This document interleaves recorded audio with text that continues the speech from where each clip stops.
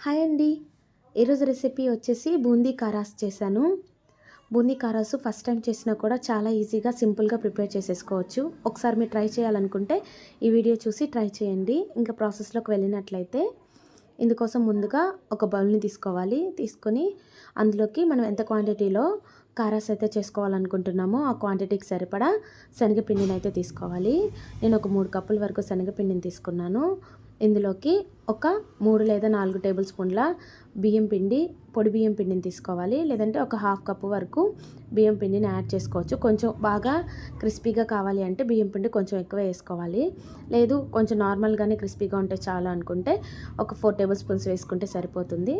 ఇప్పుడు ఇందులోకి కొంచెం సాల్ట్ని కూడా యాడ్ చేసుకోవాలి. అలాగే కొంచెం వంట సోడాని కూడా యాడ్ చేసుకొని ఒక టేబుల్ స్పూన్ వరకు పసుపుని కూడా యాడ్ చేసుకోవాలి. పసుపుని యాడ్ చేసుకుంటే సరిపోతుంది. ఇంకెలాంటి కలర్స్ ఏమి యాడ్ చేయాల్సిన అవసరం లేదు.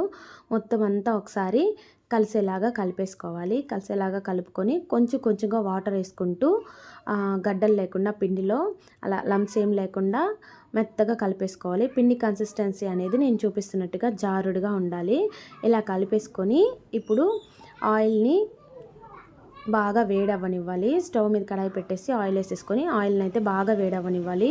ఆయిల్ చాలా ఎక్కువగా హీట్గా ఉండాలి. వేసిన వెంటనే మనకి కారాస్ అనేది పైకి వచ్చేలాగా ఉండాలి. ఇలా తీసుకొని ఇప్పుడు బూందీ గరిట ఉంటుంది కదా, ఆ గరిటలోకి అయితే మనము పిండిని మెల్లగా ఇలా వేసేసుకుంటే చాలు. రుద్దాల్సిన అవసరం కూడా ఏం లేదు. జస్ట్ ఆ పిండిని తీసుకొని నేను చూపిస్తున్న కన్సిస్టెన్సీలో కలుపుకొని ఆ పిండిని ఇలా గరిట పైన వేసేసినట్లయితే మనం రుద్దాల్సిన అవసరం కూడా లేదు. లేదా పైన ఊరికే జస్ట్ అలా అన్నా కానీ బూందీ మొత్తం ముత్యాల్లాగా పడిపోతాయి. మనకి తోకల్లాగా అట్లా ఏం రాకుండా ఇలా ఈ కన్సిస్టెన్సీలో పిండి కలుపుకున్నట్లయితే బూందీ అనేది మనకి చాలా పర్ఫెక్ట్గా వచ్చేస్తుంది. చూసారా, చక్కగా షేప్ కూడా అన్నీ ఒకే ఈక్వల్గా ఈవెన్గా వచ్చాయి. ఇలా సింపుల్గా చేసేసుకోవచ్చు.